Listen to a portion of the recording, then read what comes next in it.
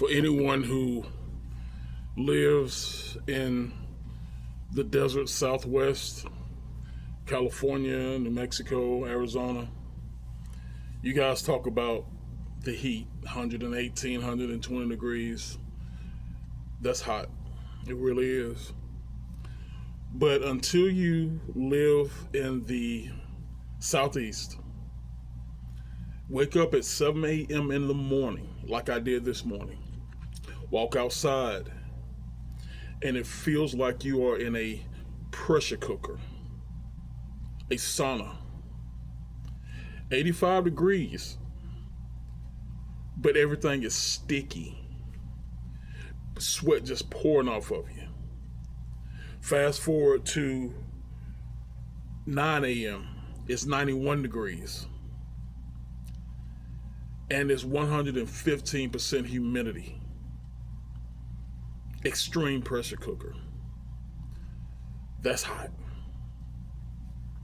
Anyway, that's not what I want to talk about this morning. Unfortunately, we're still talking about this Nolan Whale situation. The young man that drowned and lost his life. Got a report yesterday that the Mississippi Department of Forensics and the coroner's office, or whoever does the coroner's work for the state, are finalizing everything, and hopefully soon we'll get a report. But what I want to talk about is the low-down, disgusting individuals on the internet who have taken the 911 call and another call and did voiceovers, implementing fake voices.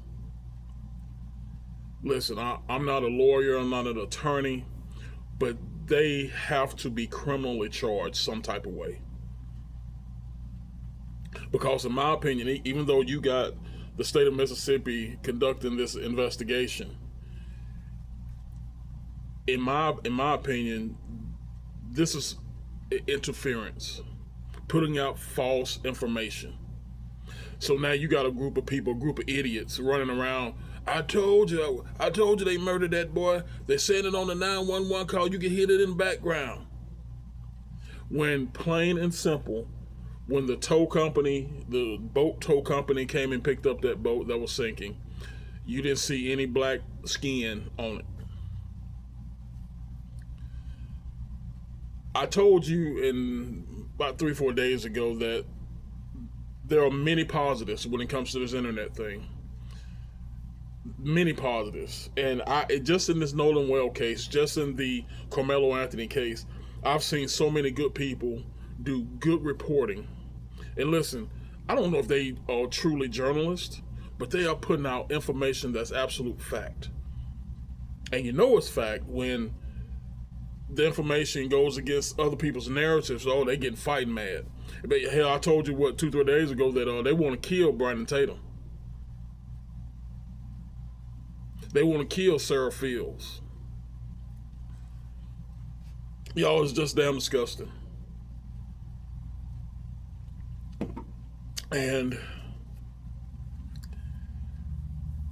thank God we got good people on the internet that are reporting good things.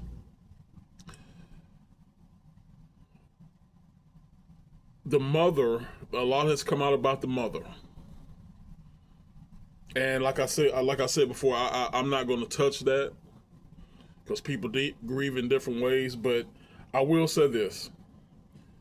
She's acting very disingenuous. She's acting kind of strange for a mother to have lost her son. And according to Ben Crump and his crowd, in a very tragic, murderous way. But like I said, I'm not going to touch that. Got so many good people on the internet that are bringing that point out. You don't need me to do it. But the best thing, I love my Twitter. I love putting information out, even though I'm 2-3 days behind because of my work schedule. But I love putting information out. especially on Twitter and Rumble. But the best thing about my Twitter, I can honestly take some good information from individuals who I follow and repost it. And that repost will get just as many views, just as many interactions as if I put it on there myself. That's what I love about my Twitter. And I want to, I keep saying this, I keep repeating myself, but I'm going to tell these guys to keep it up. Do not stop. Keep it up, because these devils, they rely on us to not give a damn, not care. So it's very, very important that we continue to repost, to post, to kill their narrative that this young man was murdered.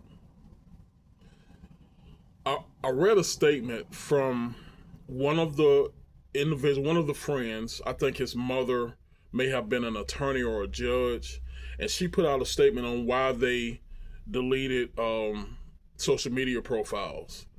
A very great explanation, because you're dealing with teenage boys, young men, and she didn't want her son or any of these boys to be smeared in any type of way, which that's what's been going on.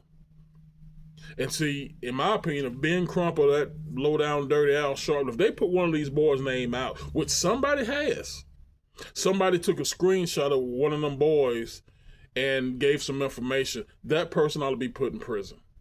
But if Al Sharpton or Ben Crump put out any information on these boys, they ought to be criminally charged. At the least, they ought to be sued. Matter of fact, somebody ought to sue these jokers now. Ben Crump should be sued for $100 million. And like I said, the young man's mother is an attorney or a judge.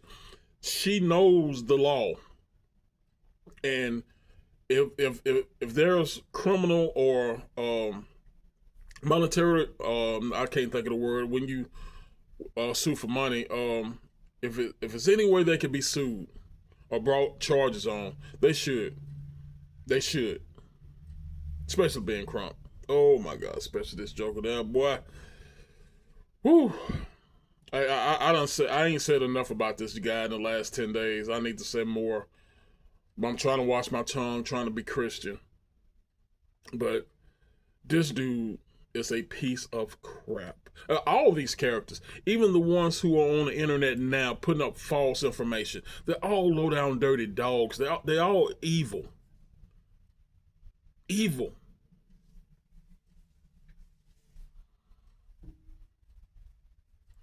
I'm gonna leave y'all with this. Go to Zuki3 at on X, Zuki3, the conversationalist. Just type in the conversationalist, and you should see my profile, Zuki3. And follow my page on what I have been reposting. Sarah Fields, Brandon Tatum, young man, I think it's BT something. He's on it.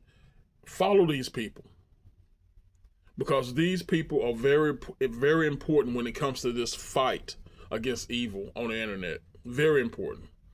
And I urge you to do that, such that thing. Now, there are other individuals like Vincent Everett Ellison. He's a good fighter. He's a good soldier, but he's on the other side of the spectrum. When it comes to historic stuff, when it comes to politicians and low down dirty preachers, we go to Vincent Everett Ellison. But when it comes to this, we want to rely on these three individuals: Sarah Fields, Brandon Tatum, and BT. So I appreciate you guys. I love you. And as always, in the name of the Father, Son, and Holy Spirit, we keep them first. And I'll see you guys next time.